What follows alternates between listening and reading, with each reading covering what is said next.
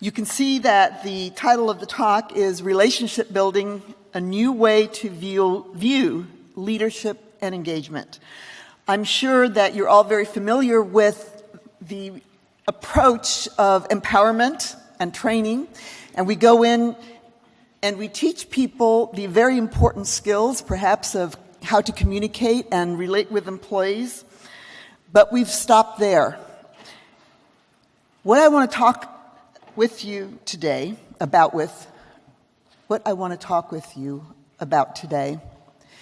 is the important leadership responsibility of building relationships with the people that you lead. People are a vastly underutilized resource in our organizations. All of the information that we need to prevent accidents, most accidents, I should say, because some of them are unexpected due to technological conditions and environmental conditions. But most of the information that we could use to prevent a lot of the accidents that have been talked about earlier today are already known by the people that work with us. But there's no way for that information to rise, no way for it to surface. So, how do the relationships in the organization affect our safety performance? I'm sure you're all familiar with this photo. April 22nd, 2010, the BP oil explosion. Just in July of this year, I read that BP is going to pay $17.7 billion in fines for this explosion, and that's on top of the $12 billion that they paid for the cleanup. Now, I was at a bar in the Houston airport, which is where I do a lot of my most valuable research when it comes to the oil industry. That was supposed to be funny. I highly recommend that. If you want people to really tell you what's going on, have a drink with them. And it was filled with contractors from the oil industry. And they were telling me how since the explosion, rules have gotten a lot tougher. The mildest infractions means losing your job, particularly if you're a contractor. And so a feeling of fear is pervading the industry. And we have yet to see if that's going to have a positive effect on the prevention of further disasters in this field. I don't have very much hope for that because BP was also responsible for the Texas refinery explosion. You recall that in 2005? And what the approach they took to that was very serious, of course. After lengthy investigations, they installed a management system with 48 elements to control and to prevent further disasters of that nature. Of the 48 elements, 2 of them dealt with culture and communication. But nowhere is the topic of relationship and improving the quality of trust and open communication mentioned. And that's where I want to focus today. Because 5 years after the Texas City refinery explosion, we had this. So I think we're all in agreement here. I'm very excited. Think differently. We're all in agreement that we need to do something differently, that the traditional approaches are not working. But what is it that we need to do? And so this is what I do for a living. I go into organizations and I work with supervisors, with managers, with employees, and I try to improve the quality of communication and the information to surface that we need to prevent accidents. And this is the metaphor that I use. Many of you are familiar with the culture metaphor. The tip of the iceberg in a culture is what we see when we go to a foreign country. The language, the style of dress, the music, the food, and those are all visible. What's below the iceberg is invisible, and it wouldn't be known to a visitor such as myself here in Australia. There's a lot of beliefs and assumptions that are only known to people that were raised here, and therefore it would be easy for somebody like me to offend or to really not understand the communication that people were offering me. It's the same thing in a company culture.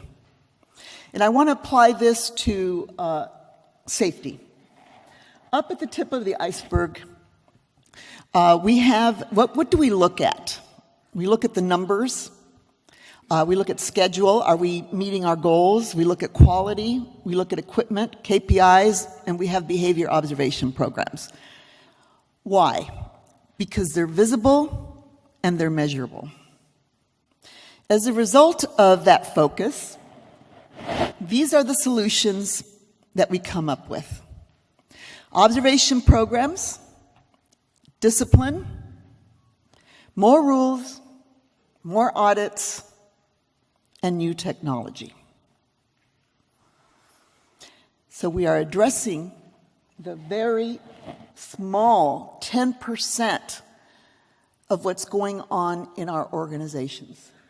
What's below here, below the waterline? It's the invisible part of the organization where few dare to tread. As you can see, thoughts, emotions, beliefs, assumptions, relationships, these are all intangibles, and they would be very difficult to measure.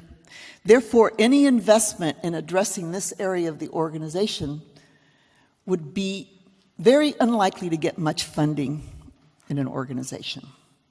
And yet, it is responsible for 90% of the activity that could possibly lead to a serious accident, fatality, or disaster. In the BP oil testimony, there was an interesting aspect where they talked about how, well, you probably all know that the day of the explosion, BP was getting an award. How did that happen? Okay, it went to the next slide. Okay, put that down. BP was getting an award for 7 years without a lost time accident. And yet that very day, the well exploded. That's a perfect example of the consequence of focusing on the tip of the iceberg and neglecting the bottom. There were signs all along, and if you read the testimony, which is all hindsight, of course, lots of people had recommended different things to do and different things to analyze. But in real time, that day of the explosion, one of the workers had observed that the contractor who was in charge of the drilling kept rubbing his head. And that told him that something was very wrong. Body language, reading the invisible, unspoken signs of what's going on below in an organization. But how much time do we spend in our MBA programs teaching people how to read body language, or teaching people the importance of emotions, or trying to work at the level of what people really believe or think is right or true about the area that they're working in? Very little time. I put relationships at the base of the iceberg because it turns out that Maslow had gotten his pyramid wrong. You're all familiar with the Maslow Pyramid, where down at the bottom, he theorized that what motivates people most is at the bottom of the pyramid, which is our physical safety, having enough to eat, shelter. And once that need is met, then we can worry about our safety. So in other words, if you are starving, you are likely to go out and face a tiger, right? Because you need that food in order to survive. So that's why safety is on the second tier. On the third tier, he put relationship. And that is because man needs to belong and be part of a group in order to be psychologically sound. But current brain research has shown us the opposite, that relationship actually belongs at the bottom of the pyramid along with the need for food and shelter. And the reason for that, when they put the probes on the brain to see which parts of the brains light up when different situations happen, is that they noticed that the same part of the brain lights up when people fear losing a relationship, that lights up when people are afraid for their lives. Think about that. Relationship is such a fundamental human need that we can't survive without it. So as professionals or leaders, we ask people to go out and do their behavior observations and give people feedback. In fact, DuPont did a study, and a worldwide study where they asked organizations, what is the most important attribute that you think a safety culture needs to have? And with every single country, every single reply, the number one attribute was people who are willing to confront and stop an unsafe act. In other words, we, as managers, cannot go out there and stop people from doing things unsafely. We need to count on our workers to do that as well. So, in the light of this information, that fear of losing relationship, fear of being ostracized, is as strong as fear of going hungry, how likely is it that I'm going to go out and confront somebody and critique them and tell them that they're doing something wrong? The likelihood is extremely low. And I have seen observation programs where this approach has had some success, but it's not until that relationship layer has been put into place. And that's not an easy thing to do, especially if you work right now in a low-trust organization. That means your relationships are not working. You do not have an interdependent culture. You do not have people who realize my actions are going to affect your actions, and your actions are going to affect mine, and I care about it. If you don't have that culture, asking people to go out and give and receive feedback is not going to work. So, what I call managing below the waterline will require that you get wet. I was just at the barrier reef and they had all these different activities and they kept saying, you can see the barrier reef and you don't have to get wet. And I thought, I don't like to get my hair wet, so that's probably the right thing for me. But in an organization, you need to get below that waterline and you need to engage with people. And everywhere I go, I say to managers and supervisors, you need to get out into the plant, the field, and you need to be interacting with people and building relationships. But people stay in their offices. Why is that? Well, apparently part of it is status, because it has more status to be in an office than to be out in the field. But I think also it has to do with personality and perhaps fear of interacting with people if it doesn't come quite naturally to you. We do all have different personalities. So what does it take to manage below the waterline? So I've talked about the attention to relationships, being aware of how your work is affecting the people and how they can help you do your work. How can you help them? How can they help you? Trust and open communication. I want you to think about what is your contribution to that in the organization. Have you gone out? Do you demonstrate trust? Do you demonstrate transparency? Because if you're not demonstrating these characteristics and your leadership isn't demonstrating these characteristics, and setting the example for them, it's not going to work. I put teaching on the list because I think it's very important to, as a manager, you tend to have feel you have the responsibility for providing answers and being the expert in the area.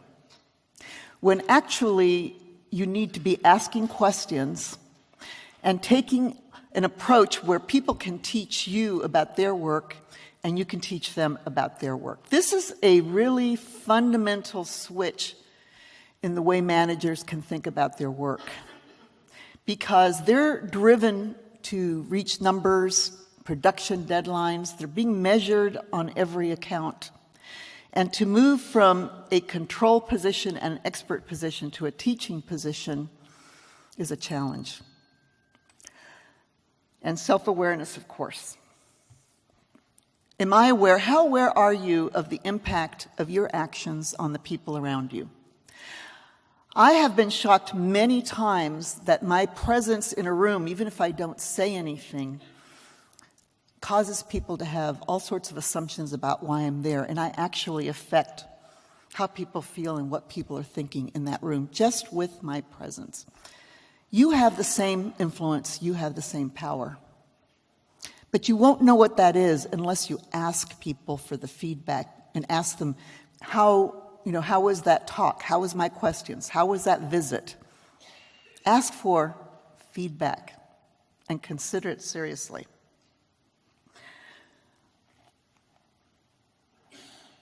All right, so this is a very, very simple approach that I have coached people on, and it works very well in helping to build the relationships.